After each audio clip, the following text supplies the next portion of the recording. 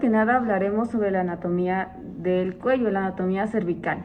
En la columna cervical encontramos un gran número de músculos de la espalda. Todos estos músculos se ocupan del mantenimiento del equilibrio de la cabeza y participan en la regulación de la postura.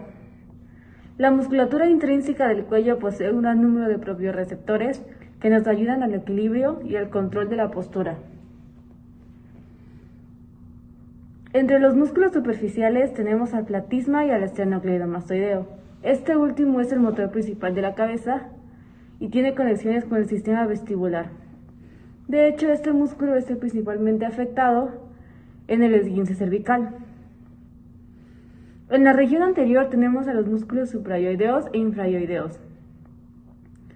Lateralmente, un poco más profundos, tenemos a los escalenos. Estos músculos son estabilizadores del cuello y de la cabeza y evitan su desplazamiento posterolateral. Son tres: el escaleno anterior, medio y el posterior. Se pueden ver en la imagen cómo se encuentran distribuidos. Este músculo también se ve afectado en el esguince cervical. En los músculos prevertebrales tenemos al músculo largo del cuello, al músculo largo de la cabeza, al recto anterior de la cabeza y el recto lateral de la cabeza.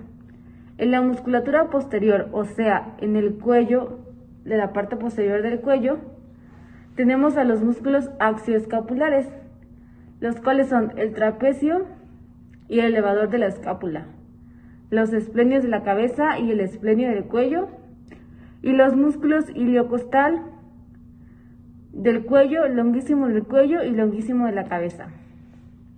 Aquí tenemos otro músculo que se ve muy comúnmente afectado en el esguince cervical, que es el trapecio. También tenemos un grupo de músculos profundos, en los cuales vamos a tener a los músculos intertransversos, semiespinosos del cuello, el músculo espinal del cuello, el músculo oblicuo inferior de la cabeza, el músculo superior de la cabeza, oblicuo, y el recto menor de la cabeza. Aquí en las imágenes podemos observar todos los músculos que mencioné anteriormente y su distribución. Bueno, también otra parte importante de la anatomía son las cervicales. Son en total 7. Las dos primeras son diferentes, son atípicas. La primera es la cervical atlas y la segunda es la cervical axis. De ahí, de la tercera a la séptima cervical son cervicales típicas. Y la cervical 7 es la más prominente, la que se puede sentir al flexionar el cuello hacia enfrente. También tenemos a los ligamentos. Los ligamentos también son importantes, ya que en el esguince cervical se ven afectados. Vamos a tener al ligamento nucal, al ligamento amarillo, los ligamentos interespinosos y al ligamento supraespinoso. También al ligamento longitudinal anterior. Todos estos, el que más se ve mayormente afectado es el ligamento nucal. También vamos a tener las articulaciones cervicales, que la primera es la articulación atlanto-occipital y la segunda la articulación atlanto-axoidea. De ahí vamos a tener articulaciones unicovertebrales y también articulaciones cigoapofisiarias y articulaciones intervertebrales, que estas se van a encontrar entre todas las vértebras. En el esguince cervical, la principal estructura dañada es la articulación y su cápsula, ya que esta es la que sufre mayor compresión, por lo tanto es la que nos va a causar el dolor. También se ven afectados los músculos, los ligamentos, y como ya mencioné anteriormente, los tres músculos mayormente afectados son el esternocleidomastoideo, el trapecio superior, el esplenio y en algunos casos los escalenos. De hecho, cuando los escalenos se afectan, va a haber sensación de mareo e inestabilidad que va a referir el paciente. Los ligamentos también se ven afectados y el que se lesiona más comúnmente es el nucal o posterior. Y la cuarta estructura que también se daña es el nervio occipital y el nervio mediano. Bueno, el latigazo cervical es una lesión que se va a producir por una excesiva extensión y flexión brusca del cuello. Bueno, dentro de los mecanismos de lesión más importantes encontramos lo que es un accidente de tráfico o un accidente automovilístico. Generalmente, el de mayor importancia es el que se recibe el impacto de la parte posterior, especialmente si resulta inesperado, ya que la musculatura del paciente va a estar relajada y no va a frenar en ningún momento el rango de movimiento. Bueno, dentro de las manifestaciones clínicas que podemos encontrar en nuestros pacientes son distintas, de las cuales las más importantes son cefalea, mareo, vértigo, fosfenos, acúfenos, dolor en la mandíbula, estado depresivo del paciente y sordera. El esguince cervical se puede clasificar en 4 grados según la clasificación de Quebec. Primero vamos a tener el grado 0, que es el grado asintomático. Después el grado 1, en el cual vamos a tener dolor cervical, espasmo muscular, pero sin signos físicos. En el grado 2 se va a encontrar rigidez y dolor localizado, junto con los síntomas anteriores. Y en el grado 3 se van a encontrar signos y síntomas con clínica neurológica. Y el grado 4 van a haber lesiones óseas, fracturas o luxaciones, que este es el grado más grave, que va a necesitar tratamiento quirúrgico. Ahora, para el diagnóstico tenemos dentro de la exploración física ciertas maniobras y test. De los principales o los que vamos a ocupar en nuestro paciente es el test de Klein. En este test el paciente se coloca en decúbito supino con la cabeza por fuera de la camilla. Se sujeta con las manos en la cabeza del paciente descendiendo lentamente esta hacia la extensión. Primero con movimiento de inclinación y rotación de derecha a izquierda, observando la aparición de síntomas neurovegetativos. Si estos aparecen, estaría contraindicada la manipulación. El test de Gray. En este test se pone de manifiesto una compresión vasculonerviosa del desfiladero torácico. Se coloca al paciente en sedestación con una mano a nivel de la escápula del lado a examinar y la otra sujetando el brazo por el lado de la muñeca al tiempo que se palpa la arteria radial con el tercer dedo. Se lleva el brazo del paciente en abducción y rotación externa y se le pide al paciente que gire la cabeza al lado contrario. Si aparece dolor o alteración del pulso, el test será positivo.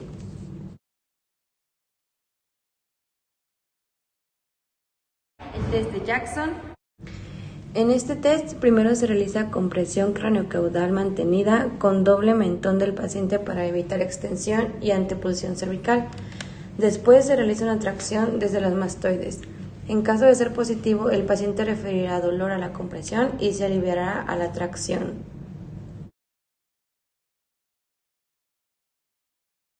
La maniobra o el test de Valsalva. Aquí se aumenta la presión intradiscal para detectar si hay provocación de síntomas radiculares circunscritos al dermatoma correspondiente. Y el test de movilidad global.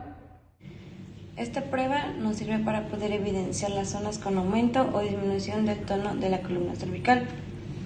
Se evalúa el grado de movimiento y el dolor que experimenta el paciente.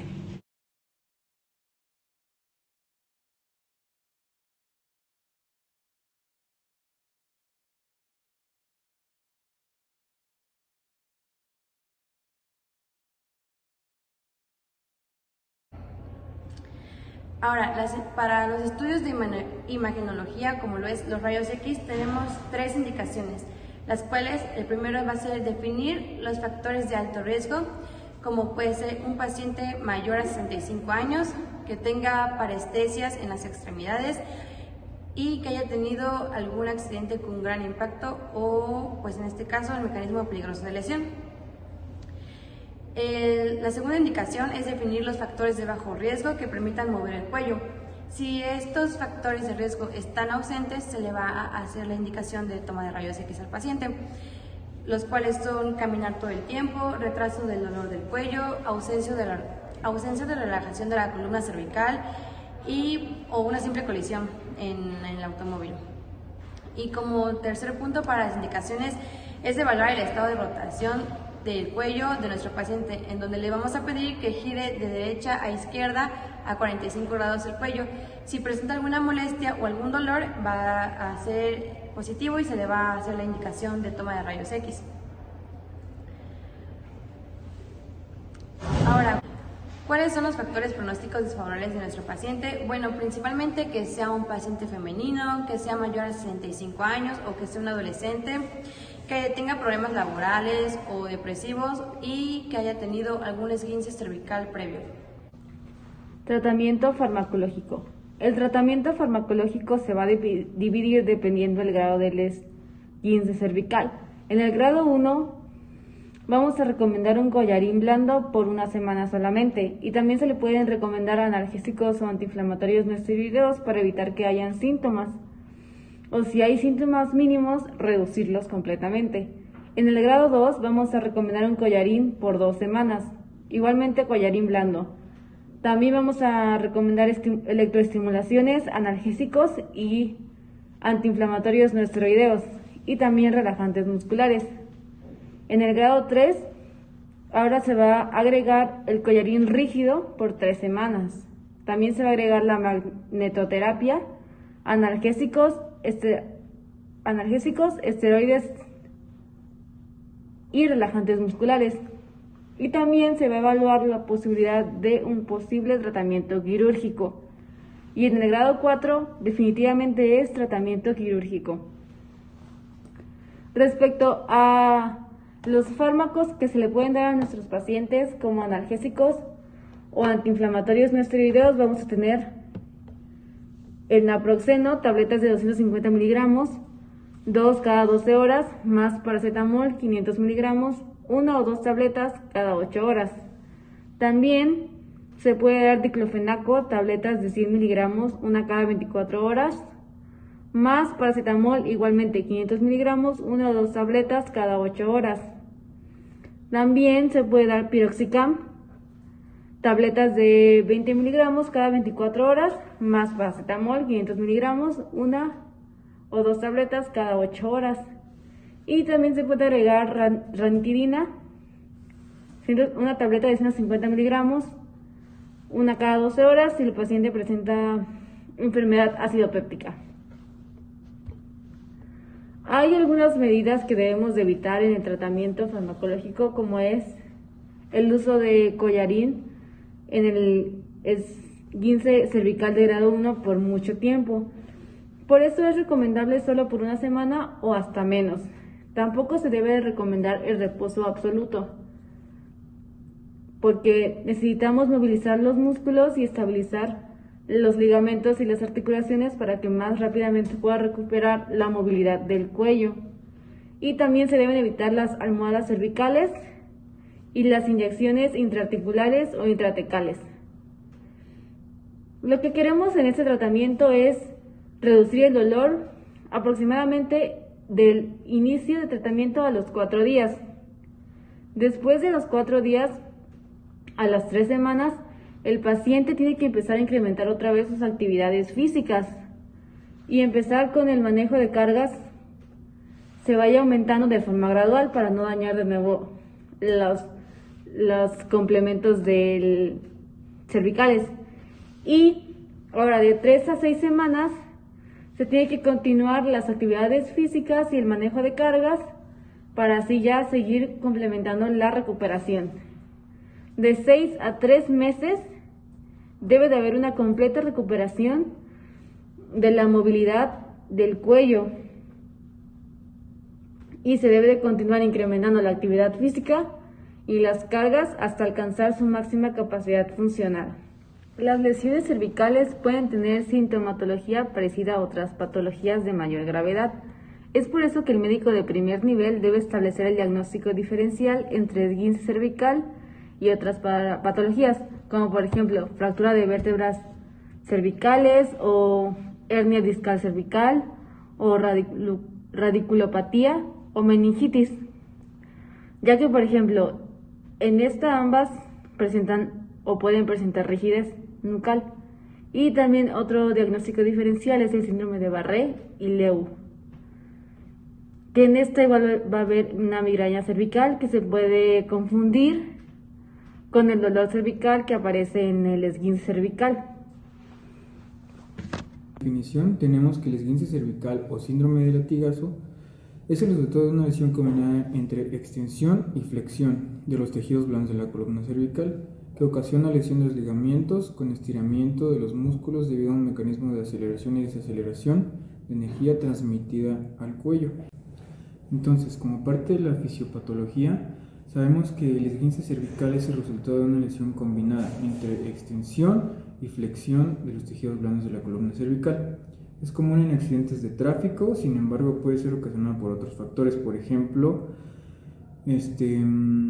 traumatismos durante asaltos, lesiones generadas durante saltos o sufrir caídas en la práctica deportiva o realizar algún deporte de contacto.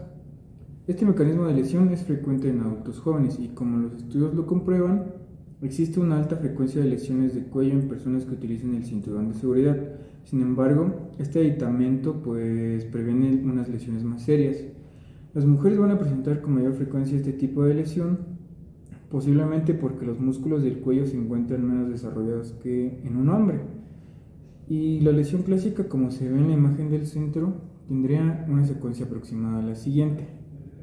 El vehículo sufre un impacto por detrás y sufre una aceleración hacia adelante. Aproximadamente 100 milisegundos después, vamos a tener que el tronco y los hombros del paciente van a sufrir esta aceleración similar al asiento del vehículo. Entonces, tenemos que los estudios dinámicos van a demostrar que los músculos no pueden responder tan rápidamente y por eso se causa la lesión. Seguido, tenemos que el mecanismo de esta lesión, la cabeza va a permanecer estática en el espacio y va a sufrir un movimiento de hiperextensión forzada. Entonces, la hiperextensión es la causa principal y más potente de nuestro daño. Entonces, durante este movimiento se pueden afectar las facetas articulares cervicales y las cápsulas ligamentarias, los discos y los nervios del simpático cervical. Entonces, los ligamentos y las fibras musculares también se van a ver afectadas y pueden sufrir hemorragias microscópicas y edemas que van a terminar en procesos inflamatorios regionales. Entonces, como último mecanismo, tenemos que después de la extensión, la fuerza de inercia va a desplazar la cabeza hacia adelante, resultando en la hiperflexión. La flexión de la columna cervical va a tener un tope al chocar la barbilla con el esternón, y no así la hiperflexión, que no tiene limitación anatómica. Durante la hiperflexión se van a afectar los discos, la musculatura cervical posterior, el ligamento vertebral común y el complejo ligamentoso occipito-atlantoideo. Entonces, existen muchos estudios que nos dicen que los reposacabezas colocados correctamente, inmediatamente de donde termina nuestra cabeza, van a prevenir las lesiones cervicales de mayor gravedad. Pero no está claro que consigan reducir una incidencia altamente de latigazos cervicales. Las lesiones cervicales van a tener una sintomatología parecida a otras patologías de mayor gravedad. Es por esto que el médico debe establecer un diagnóstico diferencial entre un esguince cervical y otras patologías como fractura de vértebras, hernia discal, de las cervicales, radiculopatía, una hemorragia subaracnoidea o una meningitis. Además, está comprobado que el dolor paravertebral cervical suele comenzar en las primeras horas posteriores al traumatismo, o bien en 2 o 3 días siguientes, mientras que el dolor inmediato hace temer una lesión anatómica más severa como hernias o luxaciones o incluso fracturas. Igualmente, se sabe que en este tipo de lesiones el músculo tiene la capacidad de recuperación, entonces la lesión mejorará desapareciendo en algunas semanas. Sin embargo, algunas sacudidas van a lesionar los discos, como ya mencionamos, las articulaciones o los ligamentos, y una combinación de todas estas lesiones va a afectar en la evolución de nuestro paciente y se va a convertir en un dolor crónico. Y también tenemos que en las lesiones por esguince cervical la complicación más común es el trauma raquimedular, que se va a definir como las lesiones de origen traumático que van a afectar conjunta o aisladamente las estructuras óseas, cartilaginosas, musculares, vasculares, meninges o radiculares. Y pues esto va a ser a cualquiera de sus niveles. A su vez nos va a desencadenar un choque medular, que sería la complicación más grave de este tipo de lesiones. Entonces, el choque medular se va a definir como una afección neurofisiológica post-trauma, generada por la hiperpolarización neuronal, haciéndoles insensibles a los estímulos cerebrales, manifestándose como pérdida de la función y actividad refleja por debajo del nivel de la lesión. Entonces, el cuadro clínico clásico o más característico en un choque medular sería una parálisis flácida, debajo de la lesión, como ya mencionamos, una reflexia, una pérdida de tono simpático que nos va a producir pues en nuestro paciente una bradicardia y también va a presentar una hipotensión. Y pues bueno, estos síntomas van a permanecer en nuestro paciente hasta que los arcos reflejos por debajo del nivel de la lesión renueven su funcionalidad. Esto sea con tratamiento farmacológico o incluso una cirugía, que ya veremos un poco más adelante. Para nuestro tratamiento no farmacológico, pues vamos a tener principalmente que está indicado a nuestros pacientes la aplicación de crioterapia en las primeras 48 horas posterior al trauma. Después de estas 48 horas de la lesión, vamos a iniciar una aplicación de calor superficial con una bolsa de agua y un cojín eléctrico, y pues esto va a ser en la zona afectada. Esto va a ser durante 20 minutos o más para obtener los beneficios de la termoterapia, que son la vasodilatación, la relajación muscular, una disminución del dolor, y además de esto vamos a indicar a nuestro paciente un reposo relativo.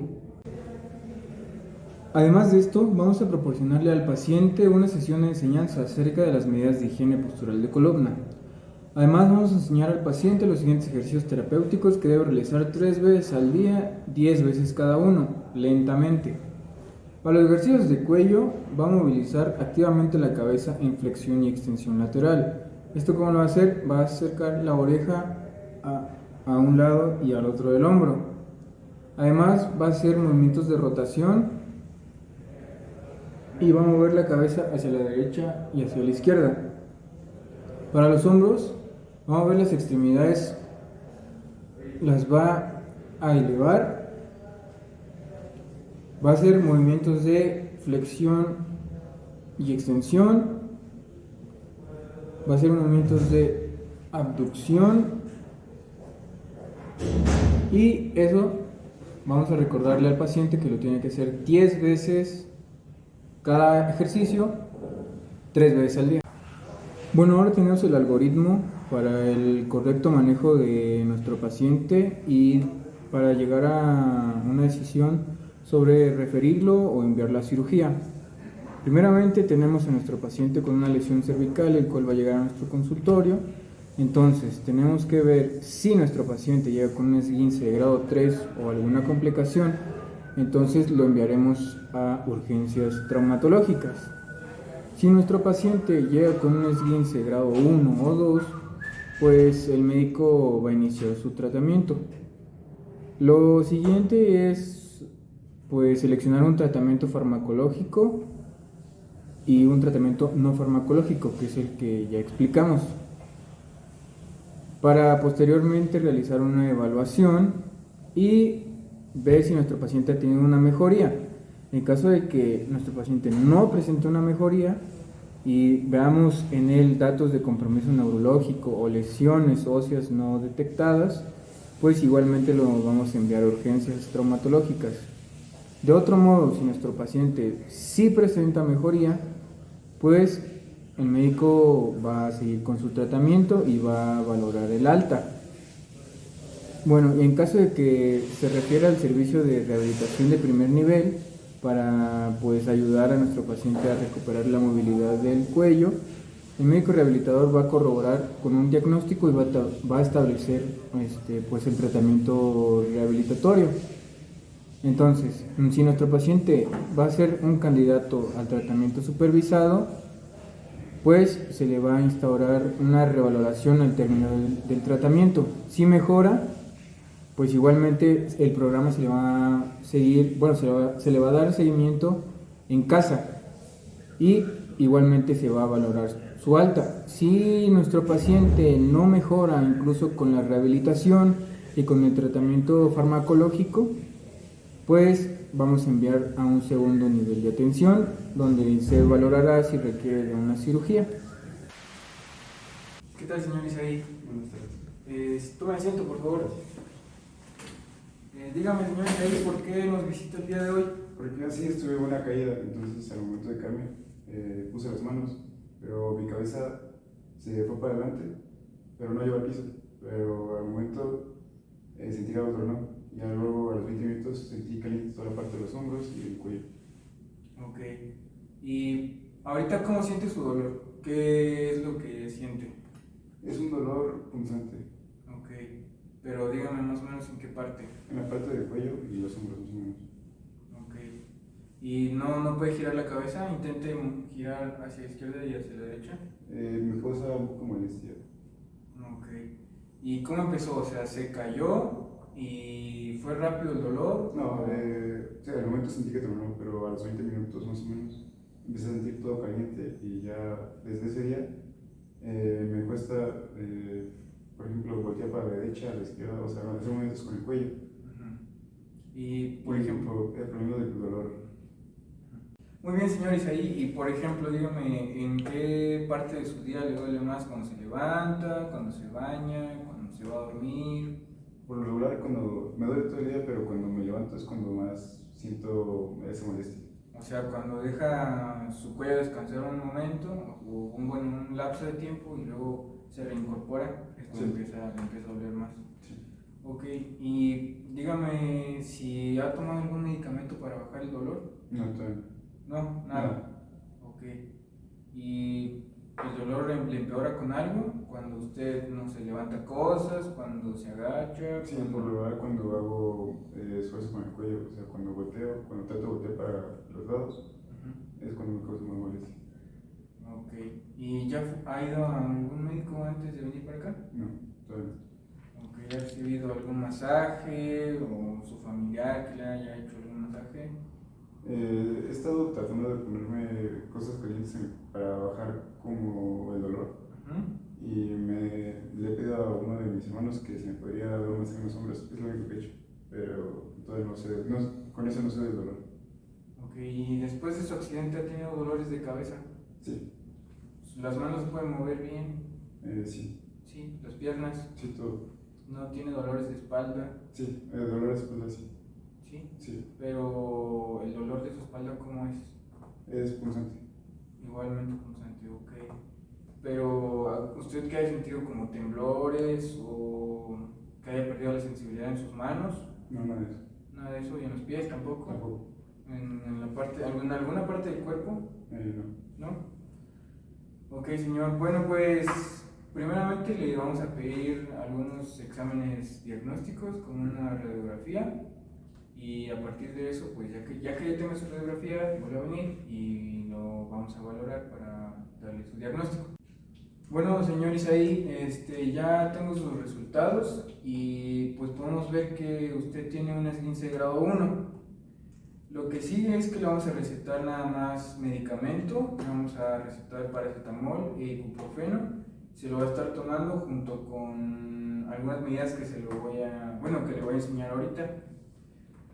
Por 2 días usted se va a poner bolsas de hielo en su cuello, en la parte donde más le duela, y pues se le va a tener que poner 20 minutos cada 4 horas. No se la ponga directo porque si no se le puede quemar la piel. ¿Ok? Bueno, después de esos 2 días va a iniciar con calor. ¿Ok? Va a poner bolsas de agua caliente sobre su cuello y igual, 20 minutos cada 4 horas. ¿Ok? Y aparte de eso le voy a indicar algunos ejercicios que va a tener que hacer para que usted vaya mejorando su movilidad, porque me dice que le duele mucho. Entonces, los ejercicios que tiene que hacer usted son estos, miren.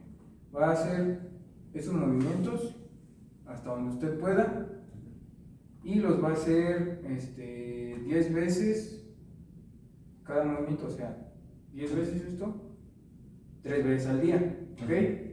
O sea, los movimientos que le voy a decir los voy a hacer 10 veces, 3 veces al día. ¿Ok? Va a ser el que le dije, va a levantar los hombros, va a levantar los brazos 10 veces, va a hacer 10 veces flexión y extensión y 10 veces aducción y abducción. ¿Sí me entendió, señor Isaí? Ok. Una vez que usted ya siga su tratamiento, pues se supone que tiene que mejorar. ¿Ok? Y lo voy a ver aquí en una semana. ¿Sí? ¿Qué tal, señor Isaí? Tome asiento, por favor. Dígame, ¿cómo se ha sentido con el tratamiento? Muy bien, muchas gracias. Ya estoy pudiendo mover el cuello un poco más y también los hombros, pero sí ha reducido bastante el dolor. Ok, ¿hizo los ejercicios que le dije? Sí. Así como le dije. Sí, dolor. Ok, ¿y qué más hizo? A ver. Fueron las compresas, bueno, las bolsas con agua caliente, luego también los dulces con hielo, me tomé lo que me recetó y ya estoy teniendo mejoras. Ok. Muy bien, señor Isaí, pues eso sería todo y pues me dio mucho gusto ayudar. Bueno, gracias. Que le vaya muy bien, señor Isaí. Gracias.